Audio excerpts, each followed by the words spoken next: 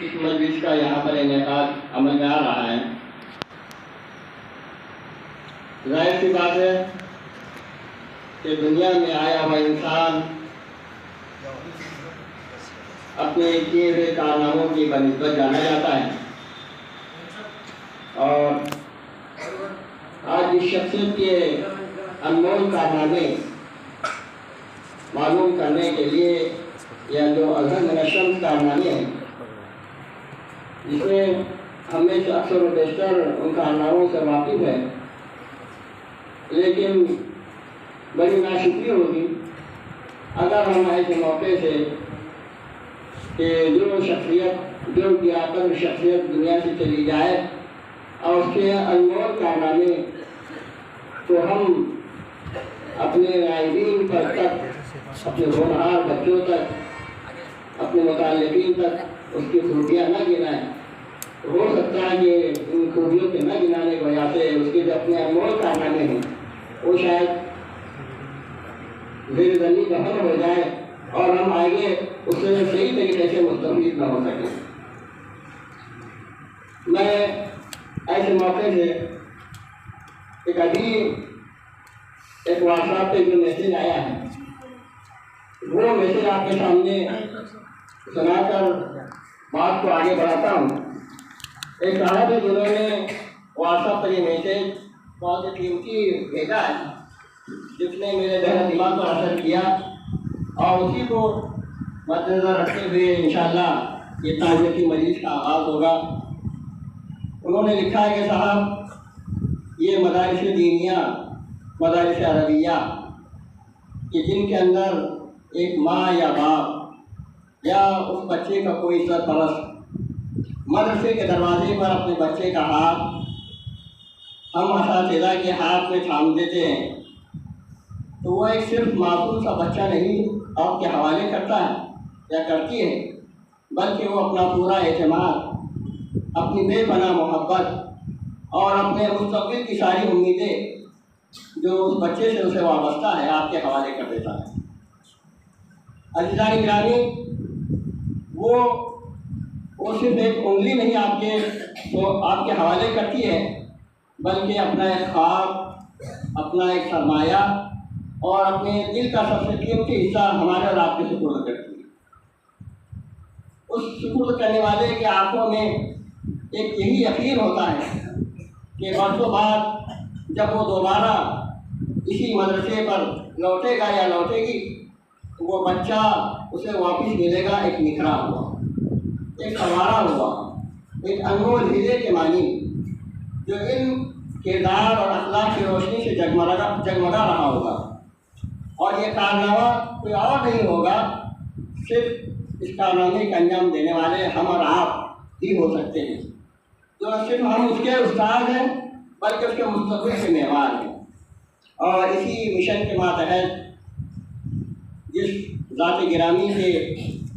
کارہائے نمایاں سننے کے لیے ہم یہاں پر موجود ہیں وہ مولانا ہیں حضرت مولانا غلام محمد صاحب استانوی نور روضہ مرکز۔ ظاہر ہے کہ ہمارے اس مدرسے سے متعلق مکاتب کے جتنے بھی اساتذہ ہیں ان میں سے اکثر و بیشتر نے حضرت مولانا ہی کے مدارس سے فیض حاصل کیا ہے، اسی کو تربیت یافتہ ہے۔ ان لوگوں نے حضرت مولانا کو بہت قریب سے دیکھا، پرکھا اور ان سے بہت سارے علمی نکتے حاصل کیے اور زندگی بتانے کے جو انمول نقوش ہوتے ہیں انہوں نے پایا ہے۔ اس محفل کے آغاز کے لیے میں سب سے پہلے قرآن مجید کی تلاوت کرنے کے لیے ہمارے اپنے علاقے کانڑ گاؤں کے ایک ہونہار طالب علم محمد ارشاد عبدالعظیم انہیں رحمت دیتا ہوں یہاں پر آئے اور اس تعزیتی پروگرام سے کی مناسبت سے قرآن پاک کی بابرکت آیات سے ہمارے اس محفل کا آغاز کریں۔ محمد ارشاد۔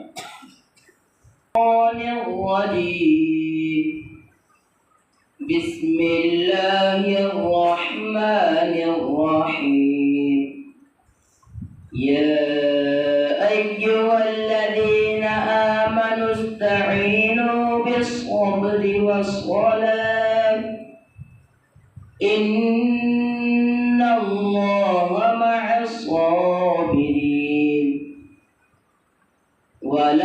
تقولوا لمن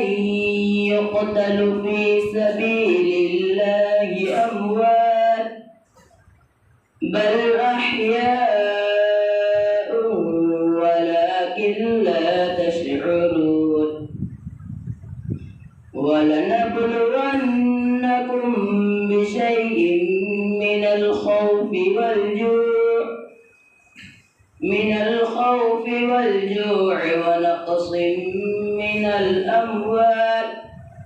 ونقص من الأموال والأنفس والثمرات وبشر الصابرين الذين إذا أصابتهم مصيبة قالوا إنا لله وإنا إليه راجعون صدق الله العظيم. سماعت فرمانے کے بعد بارگاہ نبوی میں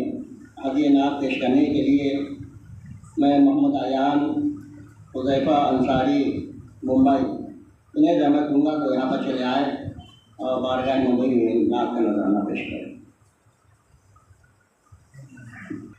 السلام علیکم ورحمۃ اللہ وبرکاتہ. ہم نے آنکھوں سے دیکھا نہیں ہے مگر ہم نے آنکھوں سے دیکھا نہیں ہے مگر ان کی تصویر سینے میں موجود ہے. جس نے لا کر کلام الہی دیا جس نے لا کر کلام الہی دیا وہ محمد مدینے میں موجود ہے. پھول کھلتے پڑھ پڑھ کے صلی اللہ پھول کھلتے پڑھ پڑھ کے صلی اللہ جھوم کر کہہ رہی ہے باد صبا. ایسی خوشبو چمن کے گلوں میں کہاں ایسی خوشبو چمن کے گلوں میں کہاں جو نبی کے پسینے میں موجود ہے. ہم نے مانا کہ جنت بہت ایسی ہم نے مانا کہ جنت بہت ایسی چھوڑ کر ہم مدینہ نہ جائے کبھی. یوں تو جنت میں سب ہے مدینہ نہیں یوں تو جنت میں سب ہے مدینہ نہیں اور جنت مدینے میں موجود ہے. چھوڑنا تیرا طیبہ گوارا نہیں چھوڑنا تیرا طیبہ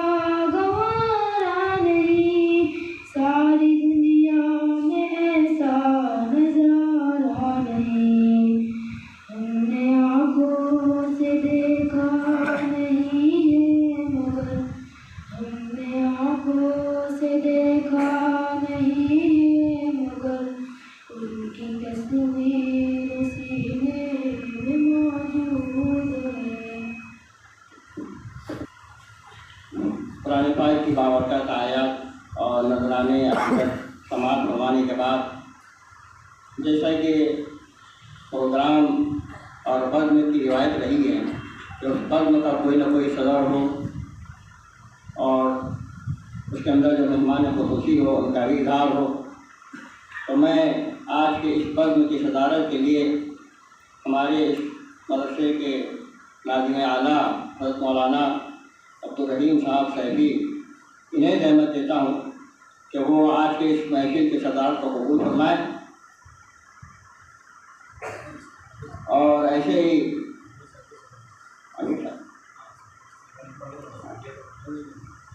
ہی सरपरस्ती रहेगी और हज़रत मौलाना मुबीन साहब नदवी जो हमारे इलाके के अमीर जमात हैं उनकी सदारत है। सबसे पहले मैं ताज़ियती कलिमात को पेश करने के लिए हमारे अपने शहर गंगापुर के नामचीन और ज़हीन तरीन मुफ्ती मौलाना यासीन साहब इशाद जिन्होंने वैयापुर से तालीम हासिल करने के बाद आला तालीम का हुसूल इन्होंने जामिया के माहौल में रहकर हासिल किया है। मौलाना को उन्होंने करीब से देखा भी, मौलाना के बयानात से वो अक्सर व बेशतर मुस्तफ़ीद भी होते रहे और ज़ाहिर है कि जब करीब से उन्होंने देखा होगा तो मौलाना के अंदर क्या क्या सिफ़ात थी जो हम अपने अंदर मुंतकिल कर सकते हैं और तो अपने अंदर मुंतकिल करने के बाद अपने आने वाली पीढ़ी को नस्लों को दे सकते हैं। इसके लिए मैं चूँकि वो हमारे इलाके के मुफ्ती भी हैं और मदरसे से मुताल्लिक़ भी है तो मैं सबसे पहले उन्हीं ज़हमत देता हूँ वो यहाँ पर चले आए और हज़रत मौलाना से मुताल्लिक़ जो उनका गम अंदो है, उन्हें जो तकलीफ सदमा पहुँचा है मौलाना के जाने से, उन तमाम बातों का हम के सामने पेश करवाएँ। मौलाना यासीन साहब इशाद।